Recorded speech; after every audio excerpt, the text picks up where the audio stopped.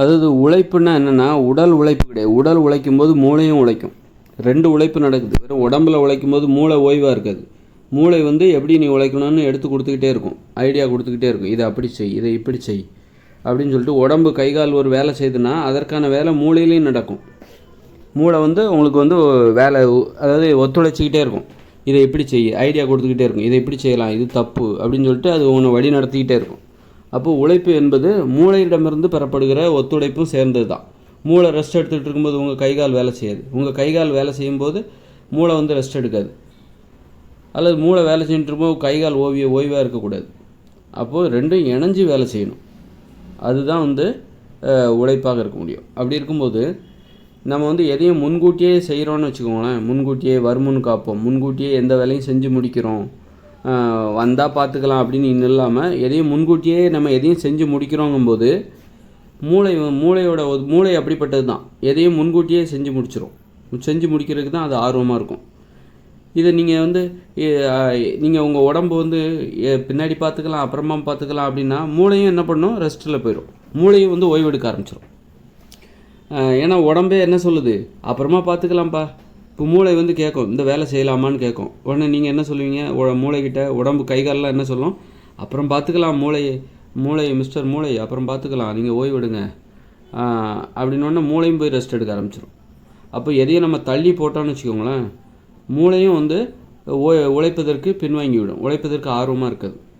அப்போ மூளையோட உழைப்பை நம்ம தூண்டணும் அப்படின்னா மூளையோட அந்த ஐடியாலாம் கொடுக்குதில்ல, வழி நடத்துறது, மூளை உற்சாகமாக இருக்கணும்னா முன்கூட்டியே உழைப்பதற்கு தயாராக இருக்கணும். அப்போ நம்ம உடம்பு முன்கூட்டியே நம்ம எதையும் செய்கிறோம், வருமுன் காப்போம், எந்த வேலையும் முன்கூட்டியே செய்கிறோம் அப்படிங்கும்போது நம்ம மூளையும் அதற்கு தகுந்த மாதிரி முன்கூட்டியே எல்லாத்தையும் தயாராக எடுத்து வைக்கும். அதனால் எதையும் தள்ளி போடக்கூடாது. தள்ளி போட்டுட்டோன்னு வச்சுக்கோங்க, மூளையும் போய் எந்த வேலையும் தள்ளி போட்டுரும். சிந்திக்கின்ற திறன் எல்லாத்தையும் நிறுத்திட்டு அப்புறமா சிந்திச்சுக்கலாம்ப்பா. இப்போ கைகாலை வச்சு ஒரு வேலை செய்கிறோம், நம்ம என்ன பண்ணுறோம், கைகாலை வச்சுட்டு இந்த வேலையை அப்புறமா பார்த்துக்கலாம் அப்படின்னு தள்ளி போட்டு நம்ம பேசாமல் படுத்து தூங்கிட்டு கிடக்கிறோன்னு வைங்க. மூளையும் என்ன பண்ணும், அப்புறம் பார்த்துக்கலாம் அப்படின்னு சொல்லிட்டு சிந்திக்கிற வேலையை விட்டுரும். ஒரு வேலை இப்போ வீடு கட்டுறீங்க அப்படின்னா கையை வச்சு காலை வச்சு அந்த வீடை கட்டுறீங்க. அப்படிங்கும்போது அந்த வீடை கட்டுறீங்க அப்படிங்கும்போது என்ன ஆகுது, அப்போ மூளையும் அதுக்கு தகுந்த மாதிரி அந்த இப்படி கட்டு அப்படி கட்டு எல்லாத்தையும் சொல்லி இது சாந்தெல்லாம் குலைக்கணும், தண்ணி ஊற்றணும், ஏற்கனவே கட்டின சவுத்துக்கு தண்ணி ஊற்றணும், இப்போ புதுசாக சிமெண்டெல்லாம் வாங்கணும், எல்லாத்தையும் கூப்பிடணும், பண்ணுங்கள், செங்கல்லாம் எடுத்துகிட்டு வாங்க அடுக்கலாம் அப்படின்னு வேலை செஞ்சுக்கிட்டே இருக்கும். இப்போ உடம்பெல்லாம் வேலை செஞ்சிட்ருக்கோம். அது மாதிரி மூளையும் அதுக்கு தகுந்த ஐடியாலாம் கொடுத்துட்ருக்கோம். இப்போ கைகாலெலாம் என்ன பண்ணுதுனாக்கா, அப்புறம் பார்த்துக்கலாம்ப்பா, வீட்டை கட்டுறது அப்புறம் பார்த்துக்கலாம், போய் ரெஸ்ட் எடு, படு, தூங்கு, அப்புறம் பார்த்துக்கலாம், 2 நாள் கழிச்சு பார்த்துக்கலாம், நாளைக்கு பார்த்துக்கலாம், அடுத்த நாள் பார்த்துக்கலாம், இன்றைக்கி வேண்டாம் அப்படின்னு தள்ளி போட மூளையும் என்ன பண்ணும், அந்த வீடை எப்படி கட்டணும் அப்படிங்கிற சிந்திக்கிற அந்த வேலையை விட்டுரும். மூளை சிந்திக்கிற அந்த வேலையை விட்டுரும். அப்புறம் பார்த்துக்கலாம், அப்புறமா யோசிக்கலாம். அந்த வீடு கட்டுற யோசனை இருக்குல்ல, வீடு கட்டணுங்கிற அந்த யோசனை சிந்தனை, அதை அப்புறமா பார்த்துக்கலாம். அந்த ஐடியா கொடுக்குறது அதெல்லாம் அப்புறமா பார்த்துக்கலாம். என்ன எப்படி சீக்கிரமாக வீடு கட்டுறது, இன்றைக்கி என்ன கட்டுறது, அதை பற்றி சிந்திக்கிற வேலையவே அது தள்ளி போட்டுரும். மூளை அமைதியாக இருக்கும். அதனால் மூளை நல்லா சிந்திக்கணும் அப்படின்னா இந்த கைகால்கள் என்றைக்கும் சோம்பேறியாக இருக்கக்கூடாது. கைகால்கள் முன்கூட்டியே வேலை செய்வதற்கு தயாராக இருக்கணும். வருமுன் காப்பது, வருமுன்னாலேயே நம்ம ஒரு வேலை செய்வதற்கு தயாராக இருக்கணும். அப்போ தான் மூளை சிறப்பாக அதுவும் முன்கூட்டியே தயாராக இருக்கும்.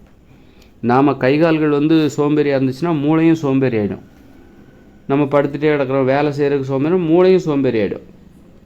அதனால் மூளை சோம்பேறித்தனம்னு ஒன்று இருக்குது. உடம்பு சோம்பேறியாக இருக்குன்னா மூளையும் சோம்பேறித்தனம். உடம்பு வேலை செஞ்சால் மூளையும் சுறுசுறுப்பாக இருக்கும்.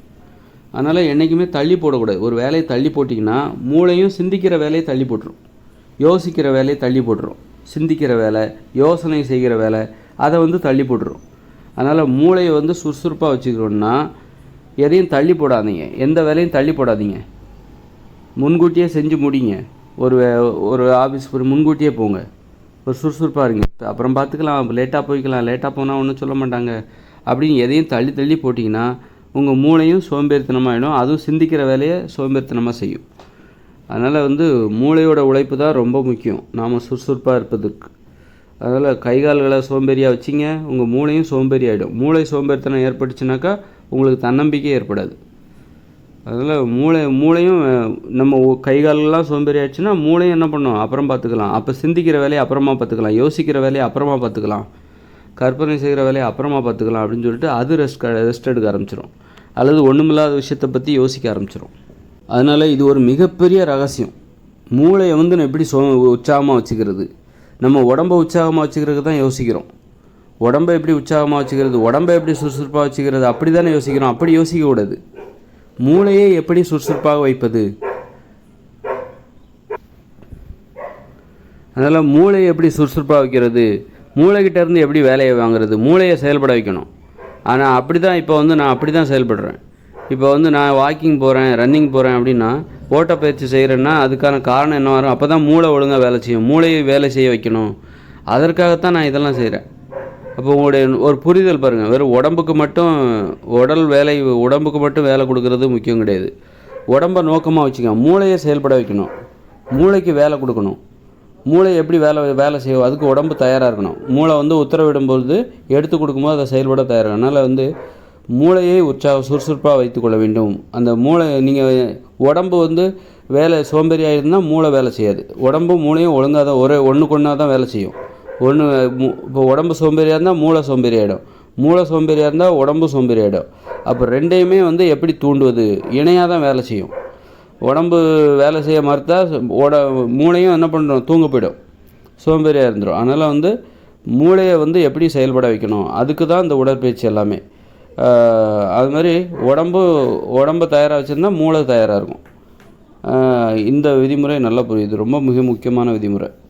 அதனால் எப்போவுமே தள்ளி போடாதீங்க, வேலைகளை தள்ளி போடாதீங்க. உங்கள் வாழ்க்கையில் இது வரைக்கும் நீங்கள் தள்ளி போட்டிருப்பீங்க, எல்லா வேலையும் தள்ளி போட்டுக்கிட்டே இருக்கீங்க அப்படின்னா அது இல்லாமலே இருக்க முடியும். அப்போ இதுதான் இயல்புன்னு நினச்சிக்காதீங்க. மனுஷங்கன்னா இப்படி தான் தள்ளி போட்டுக்கிட்டே இருப்பாங்க அப்படின்னு நினச்சிக்காதீங்க. தள்ளி போடுகிற அந்த வழக்கத்தை நீங்கள் மறந்துடுங்க. அந்த அளவுக்கு நீங்கள் ஒரு முயற்சி எடுத்து அந்த பக்கமாக போயிடுங்க. தள்ளி போடுறதுனா என்னது, அந்த வேலையை தள்ளி போடுறது அப்புறம் பார்த்துக்கலாம் அப்படிங்கிறதுனா என்னதுங்கிறதே உங்களுக்கு தெரியக்கூடாது.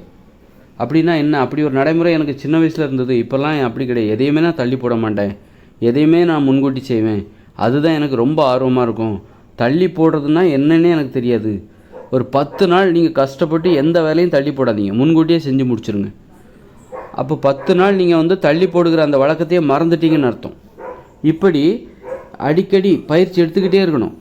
திரும்ப இடைவெளி விட்டு திரும்ப பயிற்சி எடுக்கணும். தள்ளி போடுகிற வழக்கத்தை நீங்கள் மறந்துடணும். உங்கள் வாழ்க்கையிலேருந்தே மறந்துட்டிங்கன்னா வாழ்க்கையை வெற்றி பெறும். அப்புறம் மூளை சுறுசுறுப்பாயிடும். மூளையும் சரி உடம்பும் சரி சுறுசுறுப்பாயிடும். எதையுமே தள்ளி போடும். சிலர் உழைப்புக்கு நிறைய பேர் அப்படி தான் உழைப்பாங்க. உழைக்காமல் அவங்களால இருக்கவே முடியாது. எதையுமே தள்ளி போட மாட்டாங்க, முன்கூட்டியே செஞ்சு முடிச்சுருவாங்க. அந்த மாதிரி வழக்கத்துக்கு நாம் அடிமையாகி விட வேண்டும். தள்ளி போடுகிற வழக்கத்தை, வேலையை தள்ளி போடுகிற வழக்கத்தை மறந்துடணும். அப்போ தான் மூளை சோம்பேறித்தனத்திலேருந்து தப்பிக்கும். இப்போ நம்ம தள்ளி போடும்போது மூளையும் சோம்பேறி ஆகிடும். அப்போ மூளை சோம்பேறித்தனத்திலிருந்து மூளையை பாதுகாக்க வேண்டுமென்றால் தள்ளி போடுகிற வழக்கத்தையே நாம் மறந்துடணும். எதையும் தள்ளி போடுகிற வழக்கமே நம்ம வாழ்க்கையில் வரக்கூடாது. அது ரொம்ப கஷ்டம். அதிகாலையில் எழுந்திருக்கணும். அதுவே அப்புறமா எழுந்திரிச்சிக்கலாம், 7 மணிக்கு வரை 7 மணி வரை தூங்கலாம், 8 மணி வரை தூங்கலாம் அப்படின்னு தள்ளி போடக்கூடாது. அதிகாலையில் எழும்புகிற வழக்கத்தை தள்ளி அதிகாலையில் முன்கூட்டியே எழுந்திருக்க பழகுங்க. அந்த மாதிரி முன்கூட்டியே தூங்குங்க. நைட்டு முன்கூட்டியே தூங்கிடுங்க. அப்போ முன்கூட்டியே எழுந்திருப்பது எளிதாகிடும். அந்த மாதிரி எதையும் தள்ளி போடுகிற வழக்கத்தை உங்கள் வாழ்க்கையிலிருந்து முற்றிலுமாக அழித்து விடுங்கள். அதன் மூலம் மூளை சோம்பேறித்தனத்தை தடுத்து விடலாம். அதன் மூலம் உடம்பும் சோம்பேறித்தனத்திலிருந்து விடுதலை கிடைத்துவிடும். நல்ல சுறுசுறுப்பாக இருக்கும் உடம்பும்.